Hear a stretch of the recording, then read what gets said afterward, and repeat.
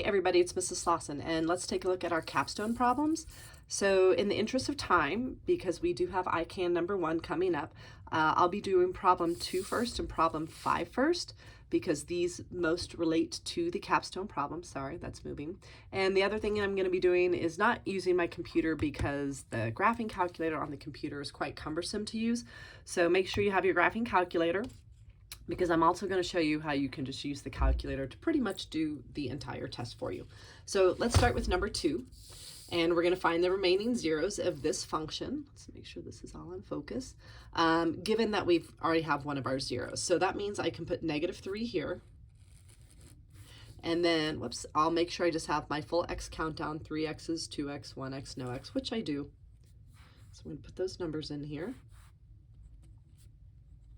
And then I'm just going to bring my first number down and then go through this process of multiplying, adding, multiplying, adding. So I'm going to multiply these, I get -9, add them up, I get 4. Multiply the 4 with the -3, I get -12, add this column up for 1, and then I just repeat that process, and I should get 0 at the end. If you don't get 0, then something mathematically went wrong, because if this is one of the zeros, you should get 0 at the end.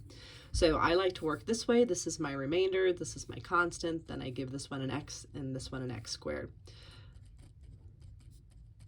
All right, so now what I want to do is try to factor this one. So I'm going to make my x, and I need factors of 3 that make 4, and those are just 3 and 1. And remember, when you factor, which I'm going to put over here, they come in pairs. And this first term has to multiply this first term to make this first term. So while we like to put x in there, just double check, does that work? And x times x does not make 3x squared. It makes the x squared, but it doesn't make the 3. So I'm going to put a 3 in there, and then I can make my loops. And now I can look for 3 times what makes this 3, and then I'll make this one. So 3 times a +1 makes 3x, and then x with a +1 makes 1x.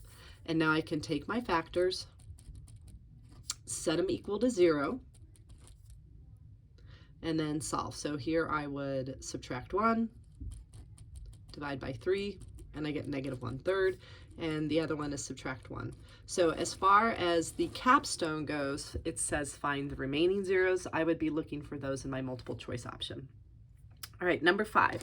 So originally number 5 had a typo. You have a corrected version, so don't worry about that. Which of the following is not a factor? This should be a minus. So again, I'm going to factor to find the factors, and so I'm looking for a GCF, and I do not see one. And the reason why we're doing this problem is because we do have to factor to solve. We're just not going to do that last step of solving. So I'm going to go ahead and make my x. So I need factors of -8 that make -7. And so that's going to be this. And then I can go ahead and make my parentheses, my factor pair. And again, is x in x, this first term and this first term, enough to make that? And this one's not even close. So first I need x squareds to get to x to the 4th. And then I need to put a 2 in there to get 2x to the 4th. So now what I'm going to do is make my loops. And I always start with the numbered one, not the x squared, and a 2x squared with a -4 makes this term, and an x squared with a +1 makes this term. So notice which of the following is not a factor. Well, this is here, so this is a factor. So I'm looking for not a factor. And then not quite the same, and then I got a lot of choices here. So in this problem, you have to remember to factor completely, and that you can take x squared -4 and turn it into x + 2 and x - 2. So this is a factor and this is a factor. So not a factor is problem B. All right, now let's go through the problems with a graphing calculator in mind. So number 1 says we're going to solve for x, and so this is in factored form. I could already take this factor, set it equal to 0, and there's one answer. And then I could take this one, and because I've got 3 terms, I could try to factor it. And you're going to see that there are no factors of 25 that do not make -8. So I will have to use the quadratic formula. Unfortunately, my graphing calculator will not help me with that because the answer is going to be presented in the graphing calculator or in a radical form, not in a decimal form. So although I would like to use my calculator, I'm not going to be able to. So you will need to know your quadratic formula. There's my a, b, and c, and it's going to go x equals opposite of b, plus or minus. I'm going to take b and square it. Put that in parentheses for the sake of your calculator, minus 4 times 1, or times a, sorry, times c. And then all of that's going to be divided by 2 times a, which is 2. So then what I like to do is now leave it as a check mark and then just type this in on my graphing calculator. So making sure that I put negative 8 in parentheses. If you don't, you will not get the same number I do. And you're going to see that we get a negative 36. So in the multiple choice on Capstone, you will not see this as a solution. What they will do is realize, well, they can take the square root of 36, which is 6, and because it's a negative 36, they'll put an I. And chances are you still won't see this in the Capstone because what they're going to do on the multiple choice is make this triangle and realize you could divide all of these numbers by 2 and get this. And they probably won't have the 1 there, but I just want you to see that, you know, all the numbers can be divided by 2. All right, number 2, you technically do not need to do what I did here. You will on the I can. You won't be able to do this on the I can, but you can do this on the Capstone. So what you could do is just type this into the y equals button. So sorry, it just takes me a moment to type this in.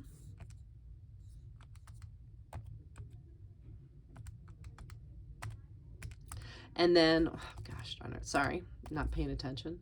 All right, 3x cubed, I should look up, plus 13x squared, plus 13x plus 3. All right, in Capstone, you're probably safe just to pressing zoom 6 for a standard window because I just want to see where my solutions hit the x-axis. And I see the negative 3 that they gave me. I see the negative 1. I'm not quite sure what that one is. So if you're not sure what those two are, you can always go to your table, and I think that's negative 3, and I think that's negative 1. And by hitting second graph, I can go to my table, and I can see that negative 3 is a 0 because y is 0, and negative 1 is a 0 because y is 0. So how would I get this other point if I'm not going to do this algebraically? Well, that's where I could go to second trace.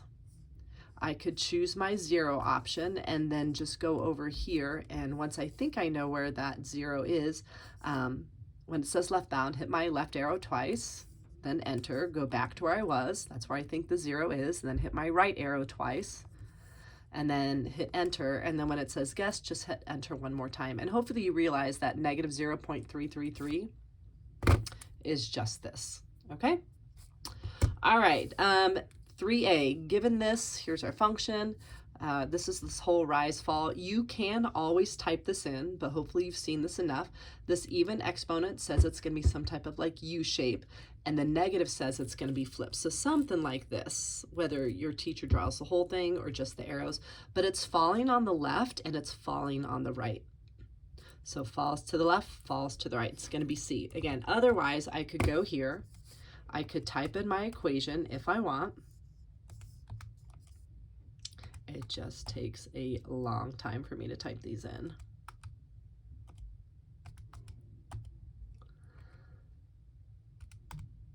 Okay, then hit graph. Again, just a zoom 6 will work.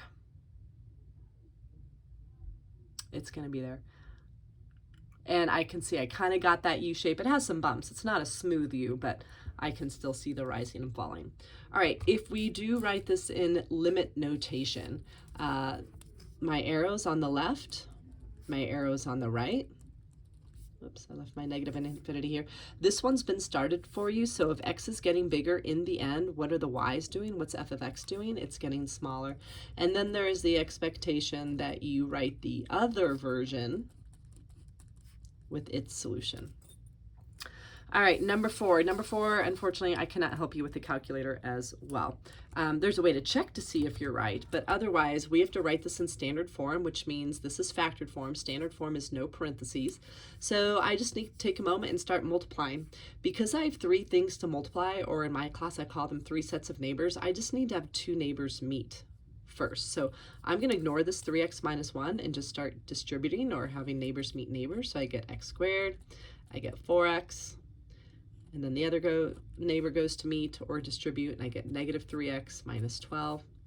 And then once I add everything up, this group is now here, and then I can bring my 3x minus 1 into the picture and start to have everything meet. So again, just take some time, distribute everything. So if you go here, you're going to get 3x to the third power minus 1x squared. Then I'm going to get 3x squared, which I'll put with my other x squared, minus 1x. And then my last set, negative 36x, which will join this x, and then these for a positive 12.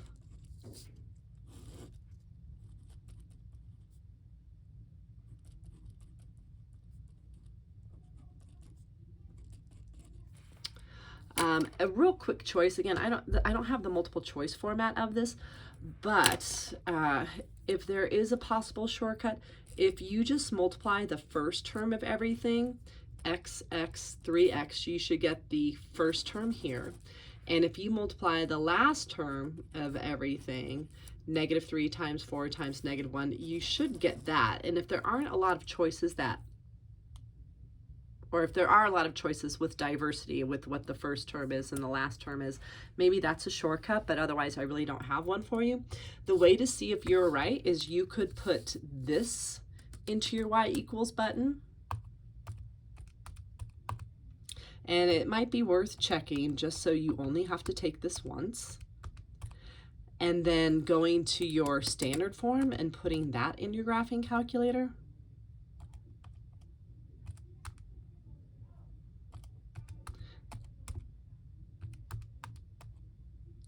And when I hit zoom 6 for graph, I should only see one shape. So mine graphs in color.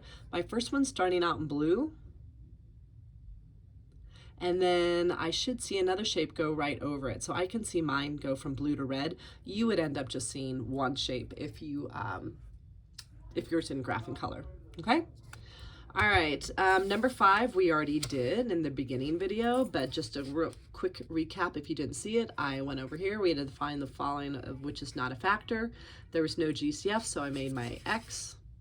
And then I realized I needed 2x squared and x squared to make the 2x to the fourth, and then I did these loops, and a 2x squared with a negative 4 made this, and an x squared with a positive 1 made this. Because I'm not solving, I'm looking for factors, I do want to see that this is a difference of squares, and then I saw that this is a factor, here are my other, and so this was not a factor, so that's why that one's chosen. All right, real quick, let's see if we can wrap this up. Given this, all right, strictly graphing calculator, the first thing you're gonna have to do if you haven't done it yet is you press the mode button, you scroll down until you see this row that says real, and you want a plus bi highlighted instead, so if it's not, hit enter, so it is. And then your I button is down here, and you can actually just type this in. So parentheses 3 plus 2i, close my parentheses, 2 minus 4i, hit enter, and then you should see this pop up in the multiple choice. Otherwise, you have to, have neighbors meet neighbors, so you get 6 minus 12i, you get 4i, and minus 8i squared, and then you have to remember from there that I squared is worth negative 1, and negative 1 with that negative 8 makes it positive 8, and then this is how I get the 14 minus 8i. All right, last one, the word problem. It should be the last one on the capstone as well. While you're reading this, I'm just going to type this in to my y equals button. I can't type in t, so I'll just have to replace it with x. Trying to get this done in my allotted time here. But a passenger on a stranded lifeboat shoots a distress flare into the air. And here's its height of the flare. T is the time in seconds, and this is the height in feet. I'm going to go to my window and put this in for my window. So let's see, -2 and 10 and -400. It's not going to be right. And 300. So while that graphs, what we have to do is which of these sentences best represents the meaning of this point in context. So after 4 seconds after the flare was fired, it re-entered the water. Well, this is seconds, so we've got actually I can make this longer. I'm not never mind, ignoring. All right, so after 4 seconds after the flare was fired, it re-entered the water. Well, here's 1, 2, 3, 4. 4 seconds, this thing is still in the air, so that's not true. After 8 seconds after the flare was fired, it re-entered the water. So 1, 2, 3, 4, 5, 6, 7, 8. Yes, that looks like a winner. After 256 seconds after the flare was fired, it had a maximum height of 4 feet.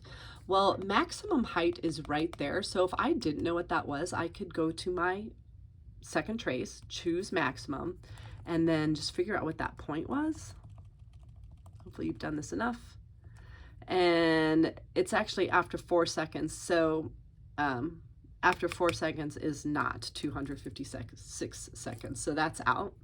And then 3 seconds after the flare was fired, it had a height of 192. So what I could do for this is hit my second trace, choose value, and put in 3. And I actually don't get the 192. According to this, I get 240. So just showing you all the options, but B is the correct choice. And that is your capstone practice.